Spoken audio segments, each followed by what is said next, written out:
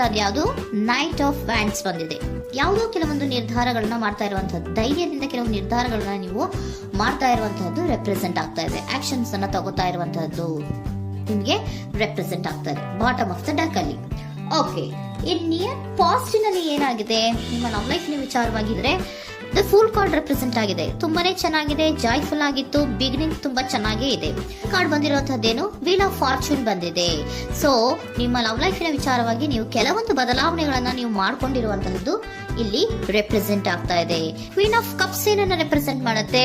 So queen of cups ನೀವು ಯಾಕೆ ಬದಲಾವಣೆಗಳನ್ನ ಮಾಡ್ಕೊಂಡಿದ್ದೀರಾ, ಕೆಲವೊಂದು ರೀತಿಯ ಸ್ಟೇಬಲ್ ಇರಬೇಕು, ಬಹಳ ಕೇರ್ ಅನ್ನ ಮಾಡ್ತಾ ಇರುವಂತಹದ್ದು, ಲವ್ ಲೈಫಿನ ವಿಚಾರವಾಗಿ ಬಹಳಷ್ಟು ಇಂಟ್ರೆಸ್ಟ್ ಅನ್ನ ತಗೊಂಡಿರುವಂತಹದ್ದು ನಿಯರ್ ಪಾಸ್ಟ್ ನಲ್ಲಿ ರೆಪ್ರೆಸೆಂಟ್ ಆಗ್ತಾ ಇದೆ. ಓಕೆ, ಎಟ್ ಪ್ರೆಸೆಂಟಿನಲ್ಲಿ ಯಾಕೋ ನಿಮ್ಮಲ್ಲಿ 2 ಆಪ್ಷನ್ಸ್ ಗಳು ಇರುವಂತಹದ್ದು ರೆಪ್ರೆಸೆಂಟ್ ಆಗ್ತಾ ಇದೆ. ಯಾಕೋ 2 ಆಲೋಚನೆಗಳನ್ನ ನೀವು ಮಾಡ್ತಾ ಇರುವಂತಹದ್ದು ಅಟ್ ಪ್ರೆಸೆಂಟಿನಲ್ಲಿ ರೆಪ್ರೆಸೆಂಟ್ ಆಗ್ತಾ ಇದೆ. 2 ಆಯ್ಕೆಗಳು ನಿಮ್ಮಲ್ಲಿ ಇರುವಂತಹದ್ದು, 2 ಆಲೋಚನೆಗಳನ್ನ ಮಾಡ್ತಾ ಇರುವಂತಹದ್ದು, ಏನೋ ಒಂದು ರೀತಿಯ ಕನ್ಫ್ಯೂಷನ್ಸ್ ಅಲ್ಲಿ ಇರುವಂತಹದ್ದು ನಿಮ್ಮ ಲವ್ ಲೈಫ್ ನ ವಿಚಾರವಾಗಿ ರೆಪ್ರೆಸೆಂಟ್ ಆಗ್ತಾ ಇದೆ. ಓಕೆನಾ. ಸೆಕೆಂಡ್ ಕಾರ್ಡ್ ಯಾವ್ದು ಬಂದಿದೆ, 10 ಆಫ್ ಕಪ್ಸ್ ಬಂದಿದೆ. ಸೊ 10 ಆಫ್ ಕಪ್ಸ್ ನಿಮ್ಗೆ ಫುಲ್ಫಿಲ್ಮೆಂಟ್ ಇರುತ್ತೆ, ಸಮಾಧಾನ ಇರುತ್ತೆ, ಖುಷಿಯಾಗಿರುತ್ತೆ ಅನ್ನೋದು ನೀವು ಆಲೋಚನೆಯನ್ನ ಮಾಡಿದ್ರಿ.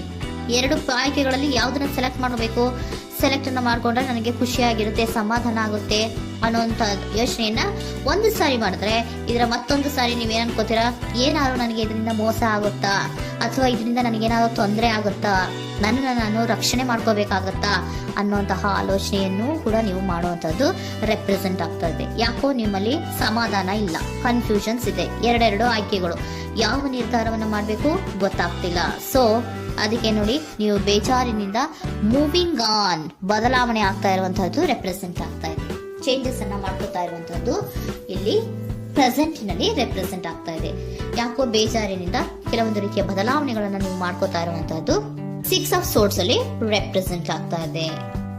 ನೀವು ಈ 6 ಆಫ್ ಸೋರ್ಟ್ಸ್ ಮತ್ತೆ ಏನನ್ನ ರೆಪ್ರೆಸೆಂಟ್ ಮಾಡುತ್ತೆ ಅಂದ್ರೆ, ನಾನು ಲವ್ ಲೈಫಿನ ವಿಚಾರವಾಗಿ ಒಂದು ಬೆಟರ್ ಆಪ್ಷನ್ಸ್ ಅನ್ನ ಸೆಲೆಕ್ಟ್ ಮಾಡ್ಕೋಬೇಕು ಅನ್ನುವಂತಹ ಆಲೋಚನೆಯನ್ನ ಮಾಡ್ತಾ ಇರುವಂತದ್ದು ರೆಪ್ರೆಸೆಂಟ್ ಆಗ್ತಾ ಇದೆ. ಓಕೆನಾ. ನೀವೇನಂದ್ರೆ ಅಟ್ ಪ್ರೆಸೆಂಟಿನಲ್ಲಿ ನಿಮ್ಮ ಲವ್ ಲೈಫಿನ ವಿಚಾರವಾಗಿ ಬೆಟರ್ ಆಪ್ಷನ್ ಬಗ್ಗೆ ಯೋಚನೆಯನ್ನ ಮಾಡ್ತಾ ಇರುವಂತಹದ್ದು, ಅದರ ಬಗ್ಗೆ ಸ್ವಲ್ಪ ಕನ್ಫ್ಯೂಷನ್ ಅಲ್ಲಿ ಇರುವಂತಹದ್ದು ಅಟ್ ಪ್ರೆಸೆಂಟಿನಲ್ಲಿ ರೆಪ್ರೆಸೆಂಟ್ ಆಗ್ತಾ ಇದೆ. ಬಟ್ ನಿಯರ್ ಫ್ಯೂಚರಿನಲ್ಲಿ ಏನಿದೆ, 3 ಆಫ್ ಸೋರ್ಟ್ಸ್ ಇದೆ.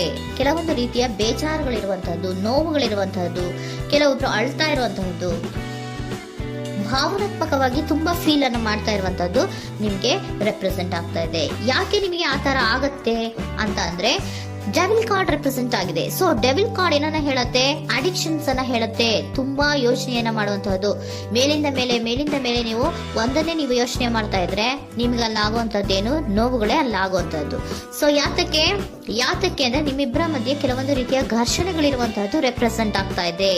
ಕೆಲವೊಂದು ರೀತಿಯ ಮನಸ್ಸು ಒಂದೇ ತರ ಆಲೋಚನೆಯನ್ನ ಮಾಡ್ತಾ ಇಲ್ಲ. ಒಂದ್ಸರಿ ಆ ತರ ಯೋಚನೆ ಮಾಡ್ತೀರಾ, ಒಂದ್ಸರಿ ಈ ತರ ಯೋಚನೆ ಮಾಡ್ತೀರಾ, ಕನ್ಫ್ಯೂಷನ್ ಅಲ್ಲಿ ಇರ್ತೀರಾ, ಏನ್ ಮಾಡ್ಬೇಕು ಗೊತ್ತಾಗಲ್ಲ. ಸೊ ಅದಕ್ಕೆ ನಿಮ್ಗೆ ಬೇಜಾರು, ನೋವು ಇರೋಂಥದ್ದು.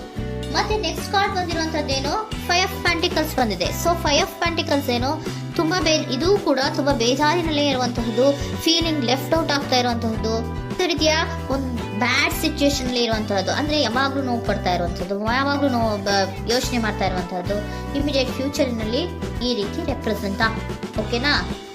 ಸೊ ದ ಮೂನ್ ಕಾರ್ಡ್ ಏನನ್ನ ರೆಪ್ರೆಸೆಂಟ್ ಮಾಡುತ್ತೆ ಅಂದ್ರೆ, ರಿಯಾಲಿಟಿಯ ಕಡೆಗೆ ಹೆಚ್ಚು ಗಮನ ಕೊಡದೇ ಇರುವಂತಹದನ್ನ ರೆಪ್ರೆಸೆಂಟ್ ಮಾಡುತ್ತೆ. ಓಕೆನಾ. ಇದಿಷ್ಟು ನಿಮ್ಮ ಒಂದಿನ love reading. Next angel guidance ನಿಮ್ಗೆ ಏನ್ ಕೊಡ್ತಾರೆ ಅನ್ನೋದನ್ನ ನೋಡೋಣ.